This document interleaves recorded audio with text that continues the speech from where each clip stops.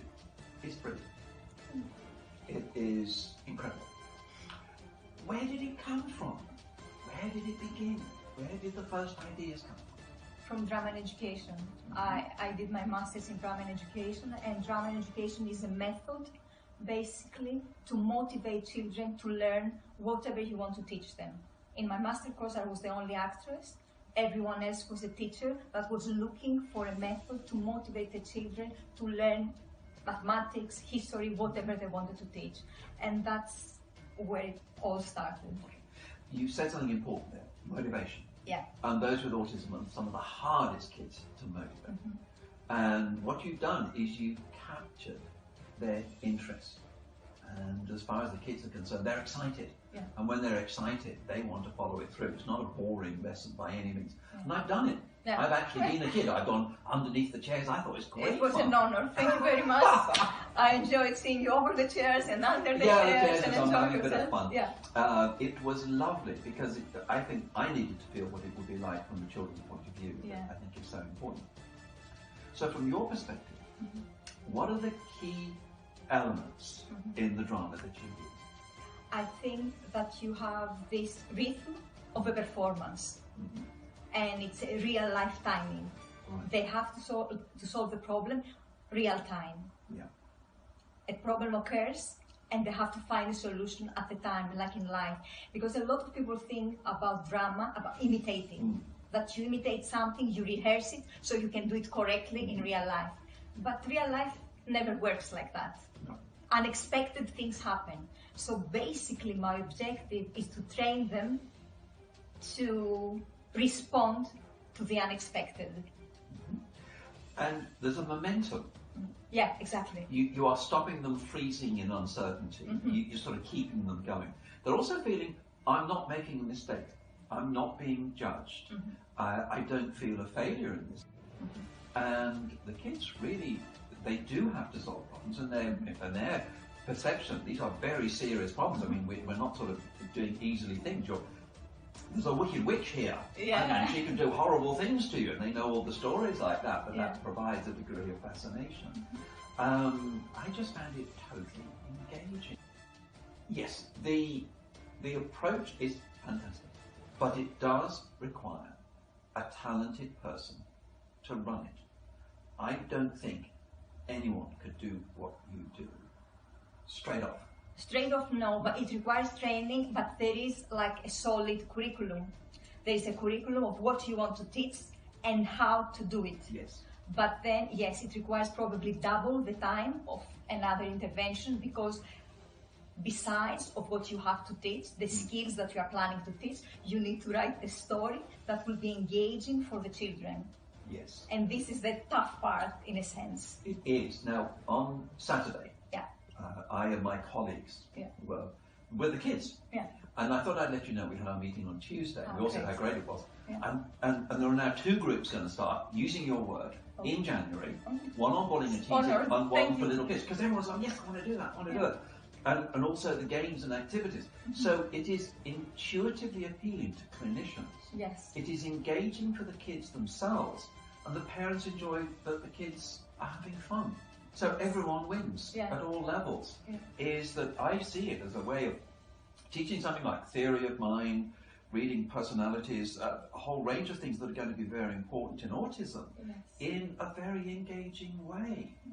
And giving them some of the skills of protection, especially when you have nice and not nice people. And how do you determine a not nice person? And sometimes people will say things that aren't true, etc. It's a very complicated process, but the way you do it is very clear. So when you were doing all the games, I thought, I know why we're supposed to be doing this. The kids don't. One of the secrets of its success is it's not perceived as therapy. Yes. It is. Actually, what you're doing is based, as you're going through the background, on theory, on 30, 40 years or more of knowledge on cognitive behaviour therapy and autism. It is very much grounded in theoretical models, but what's different is it's now presenting it in a very engaging way. One of the things is psychologists talk too much. It's a talking therapy, And sometimes that doesn't work with the guys, especially if they've got language problems. It shouldn't be their way. So to enact it, to do it, to feel it, to discover it, is a far better way than just chat, chat, chat, chat, chat. Goes in one ear and out the other. So they really pick it up. Yeah. There are elements of it that I can see your creativity in taking the moment and working with it. And that's where there does need to be guidance and supporting. It's not something that anyone can just, oh, I'll just do it. Because there's actually an incredible amount of skill that's involved. Yeah, and I think a lot of the elements of the drama, they're coming in. Yeah. And that draws the line between what is therapy and what's entertainment, and combines the two, because you need to have the dramatic elements to keep the momentum. Yes, it's and to keep the motivation. It's a wonderful combination of drama, and yes, it is quite dramatic. And the dramatic tension. Yes, absolutely. And that we have 10, 5, 4, 6, 2, go! Yeah. Don't think about it, do it. Yeah. And that's lovely, because they don't have to think about it. They just fall into pattern of behavior. That's the problem. So you don't allow them too much time to think what they have to do. They have to do it, and that's it, and there's limited time. Yes. Yeah. And that's the way to do it, because they don't get the build-up of anxiety or performance anxiety, whatever. They just, I've got to do it. Yeah. I've got to do it fast. So you bypass anxiety and you make it fun. And they end up suddenly discovering something which would take weeks and weeks in a classroom setting. You can do it in 1 or 2 hours. Yeah. I can see why the kids want to come back. Because it's different. It's not like school. It's not like therapy. And there's the element of acceptance that you were talking before. And another thing that you were talking before, again, it's about like building on strengths and finding the talent and starting from there. Another dimension that you do, and that is teaching teamwork in a group. Because yes, you're teaching theory of mind, a whole range of things, and flexibility of thinking, for sure. Yeah. Oh, yeah. All the cognitive, as you say, the executive functioning, theory of mind, weak central coherence, are all part of it. But another dimension is the concept of self, but also working in a team.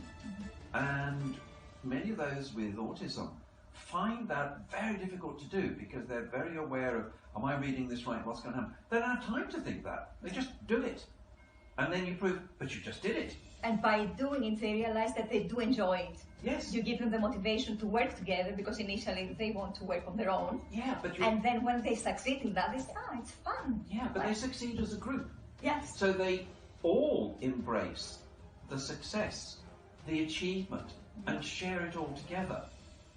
And I think that's very valuable for them. It's actually being drawn into and enjoying group cohesion and success.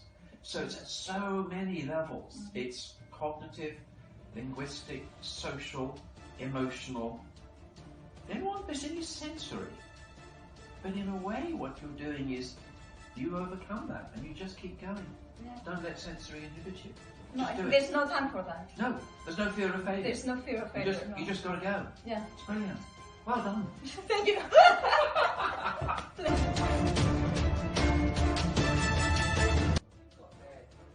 Is the opportunity to engage with someone without the fear and complexity that can occur, which is overwhelming for those with autism.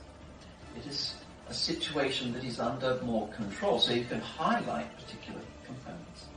And you can help the person relax. And when the person with autism is relaxed, then there are no shutters, there's no barrier, and then they will engage. Because you've taken away an element which is the interpersonal one, which can be overwhelming, and you've actually focused on something that you can actually teach that particular component in its purest, not complex form. But there's another dimension. Yeah. And that is mature people have a calmness to them and an acceptance. And those with autism find that very appealing, that they're not moving too fast, and that they have time for you. And there's a sense of wisdom as well.